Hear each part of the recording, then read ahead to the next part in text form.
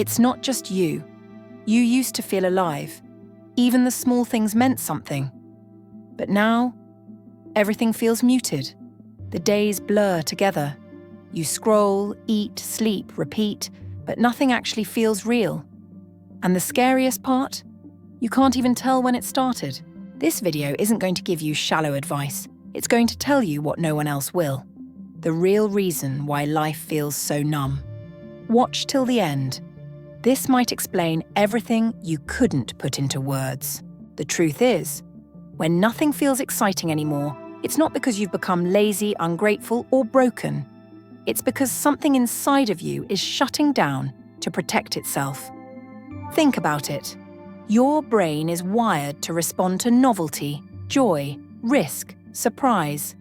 But in a world where everything is constant noise, constant input, constant pressure, your nervous system stops reacting. It becomes overloaded. And like a safety switch, it starts turning things off. Emotionally, energetically. At first, you barely notice it. You just feel a little more tired, a little more distracted. You stop texting back as fast, stop planning things. But slowly that spark, the one that used to light you up over a song, a conversation, a walk outside, starts dimming. And when that happens, the world turns grey. Not dark, just flat. This isn't just burnout, it's emotional numbness. It's your mind saying, if everything is urgent, overwhelming, and inescapable, then I'll stop responding altogether. And that's where the real problem begins. Because when you stop feeling excitement, you also stop feeling connection. And without connection, you forget what it's like to belong, to care, to feel joy without guilt, to laugh without overthinking it. That's why nothing excites you, not because you've changed, but because the world made you adapt to survive. But here's the thing. This isn't permanent. It's a reaction, not a destiny. And the next part of this video will show you what's really going on and how to find your way back to yourself. Once your mind slips into emotional numbness, it enters survival mode. Not the kind where you're running from lions, but the quiet kind. The kind where your brain says, just get through the day. That means keep scrolling, keep working, keep eating, keep replying, keep pretending. But don't stop. And definitely don't feel. In survival mode, your mind prioritizes one thing: safety. Not growth, not curiosity, not excitement, just safety. And while that sounds like a good thing, it's actually what kills your aliveness. Because when the brain prioritizes safety over connection, it begins to avoid risk, even emotional risk. You stop trying new things, you stop being vulnerable, you stop exploring. Your whole life becomes a routine. Not because you're boring, but because your nervous system believes that's the only way to stay safe. And here's the trap. Survival mode can last years if you don't notice it. You might still be functioning, working, socializing, posting on Instagram. But inside, it feels like you're living life from behind a screen. You're not in it. You're just watching. And that's what depression often looks like. Not dramatic sadness, but emptiness. Quiet detachment. A sense that you're alive, but not really here. Like the version of you that used to dream, explore, laugh until you cried, has gone missing. And no one talks about this because on the outside you look fine. But inside, your mind is screaming for something, anything, to break the cycle. The way out isn't to force excitement again. That's not how this works. The way out is to first understand. Your mind doesn't need to be pushed harder. It needs to feel safe enough to come back online, to stop surviving and start living again. And in the next part, I'll show you how to create that shift, so you can finally feel like yourself again, maybe for the first time in a long time. Now that we've uncovered the silent survival mode many of us live in, we need to talk about something we often overlook: mental space, or more specifically, the lack of it. You're not bored with life because life is boring. You're not numb because you lack passion, and you're definitely not lazy. You feel this way because your inner world has no room left.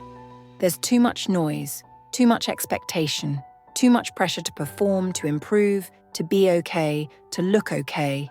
Think about it. From the moment you open your eyes, your brain is flooded. Messages, feeds, deadlines, opinions, dopamine spikes, empty entertainment, people needing something from you. Before you even get to breathe, your nervous system is already playing defense. And when your mind is constantly managing that noise, it has no energy left for joy. Joy is soft. It's quiet. It needs stillness to even enter. It can't fight its way through a mind already full of mental traffic. This is why nothing feels exciting anymore. Not because you're broken, but because excitement isn't something you chase. It's something you make space for. Think back to when you were a kid. Excitement didn't need a reason. You felt it in the little things, jumping in puddles, watching cartoons, building blanket forts. You weren't overwhelmed with information back then. Your mind had room to feel. We don't lose our ability to feel joy as we age. We just bury it under responsibility, overstimulation, and the pressure to constantly prove something, even to ourselves. So what's the answer? You have to start clearing mental clutter. That doesn't mean deleting all your apps or running off into the woods. It means being honest about what's consuming your energy, what you're saying yes to out of habit, not alignment, what you're scrolling to avoid feeling, what you're doing because you think you should, not because it actually feeds your soul. Because once your mind has room again, even just a little, something beautiful starts to happen. Excitement finds its way back in. Not all at once, not in fireworks, but in small, quiet ways. A smile you didn't fake. A moment that feels real. An idea that sparks without effort. And when you feel that flicker, don't chase it. Don't try to make it bigger. Just notice it. That's how it grows. That's how you remember you're not empty. You were just overcrowded. Now that we've made space in the mind, let's talk about what happens next. Or more importantly, what needs to happen next. Because clearing mental clutter is just step one. What comes after is deeper. It's about reconnecting with the one person you've accidentally abandoned in all this chaos. Yourself. See, excitement, real soul-level excitement, doesn't come from outside. Not from new goals, achievements, or even relationships. It begins with your relationship with your inner world. Let me explain. When you're constantly rushing, performing, surviving, you lose track of who you are without all the roles, without the masks, without the I have to be this for them, or I should be further by now. You forget your natural rhythm, your quiet curiosities, your weird, wonderful childlike spark that doesn't need to prove anything. And this is exactly why so many people feel lost. They've built a life around expectations, around survival, around performance, but they've forgotten what it's like to be in tune with their own inner compass. Here's the truth no one tells you. You don't need motivation. You need reconnection. You don't need another productivity hack. You need silence. You don't need to chase what excites others. You need to remember what used to excite you before the world told you who to be. This is why journaling helps, or sitting in nature, or saying no to things that don't feel right. Not because it's trendy or aesthetic, but because these moments remind your nervous system, I'm still here, I'm listening to me again. And when you rebuild that connection, even slowly, you stop needing massive highs to feel alive. You start noticing how peaceful it is to just exist without pressure. And from there, excitement begins to return naturally. Not like fireworks, but like a slow sunrise. Steady, real, yours. Let go of the myth that you're supposed to feel constantly lit up all the time. That's not real. What's real is having a grounded sense of inner aliveness, the kind that doesn't vanish when life gets quiet. That kind of excitement only lives in those who are deeply connected to their truth. And you don't find that truth by pushing harder. You find it by returning to stillness and choosing every day to stay close to yourself. If you've made it this far, I want you to pause and really take this in. You're not weak, you're not lazy, and you're definitely not broken. You're just numb, because somewhere along the way, life got louder than your soul. You were told to keep going, to stay busy, to succeed, to smile, to push. And you did. You became what they wanted, strong on the outside, but quietly fading on the inside. And now you're here, wondering why nothing feels exciting anymore. Wondering why even the things that used to light you up don't spark anything.